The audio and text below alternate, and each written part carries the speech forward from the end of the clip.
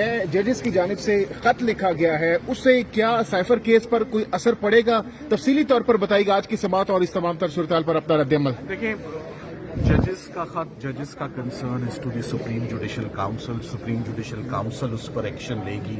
I am no one to comment on it. वो जजेस के कंसर्न्स हैं, इंशाल्लाह वो कंसर्न्स जरूर एड्रेस होने चाहिए। It's a serious matter, it is a very concerning matter for the bar, for the judiciary, for everyone. So I am sure कल से वो मैं देख रहा हूँ सोशल मीडिया पे, talk of the town, talk of the country, वो already बनी हुई है वो चीज।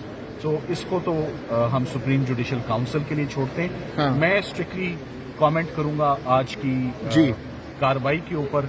आज की कार्रवाई में सबसे पहले तो हमेशा ये सवाल पूछा जाता है, कुछ कंसर्न्स थे बहुत सारे लोगों के कि ये केस रिमांड होने जा रहा है। मेरी ये कभी भी ऑब्जर्वेशन या रीडिंग नहीं थी कि ये केस रिमांड का केस है, क्योंकि मेरे पास कुछ अपने एंगल्स हैं केस को देखने के, या केस को जिस एंगल से या प्रीवियस अटेम्प्ट्स को मैं देख रहा हूँ। तो आज आगाज में ही मैंने जज साहिबान से ये बात पूछ ली कि सर आप इस केस का हम अप्रिशिएट करेंगे कि आप मेरिट्स पर फैसला करें, ना कि कोई और दूसरी ऑप्शन हो इसमें दोबारा साइफर भेजने की। मैंने उनको ऑन अ लाइटर नोट ये कह दिया कि साइफर में सफरिंग बहुत ज़्यादा हो चुकी है, साइफर में सफ़र बहुत ज़्यादा हो चुका है हर लिहाज से इस सफ़र, और ये दोबारा हमारे सफ़र का आगाज़ ना करवाएं चौथी मरतबा केस नहीं चलते। गवाहों की भी बेहुरमती होती है, डॉक्यूमेंट्स की भी, हमारी जरा भी सारी आउट होती है, सारी डिफेंस भी डिस्क्लोज हो चुका होता है।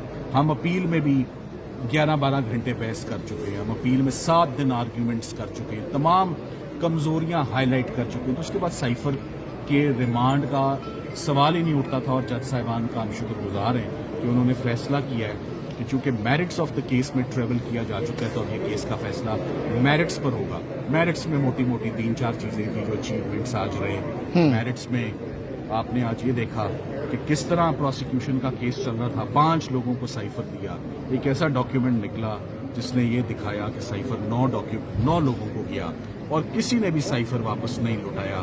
तो सिर्फ इमरान खान साहब अकेले के ऊपर ही क्यों ये केस चलाया गया, सिर्फ अकेले उन्हीं को क्यों प्रोसिक्यूट किया गया, सिंगल आउट क्यों किया गया, ये एस्पेक्ट जो था ये आज जजेस ने इसको बहुत तफसील से देखा। साथ ही साथ में नेशनल सिक्योरिटी कमेटी की 2 मीटिंग्स जो बैक टू बैक हुई, उसमें उसके पार्टिसिपेंट्स कौन थे? काबीना में, एक काबीना में इमरान खान साहब की काबीना थी, एक में नवाज शरीफ साहब की काबीना थी, और हमारी आर्म फोर्सेस के तमाम टॉप क्लास ने उसमें शिरकत की, और यूनानिमसली कमेटी का फैसला था language is undiplomatic, language is objectionable, strong demarche भेजना चाहिए। और जज साहब ने सवाल पूछा क्या डीमार्श गया? बिल्कुल गया।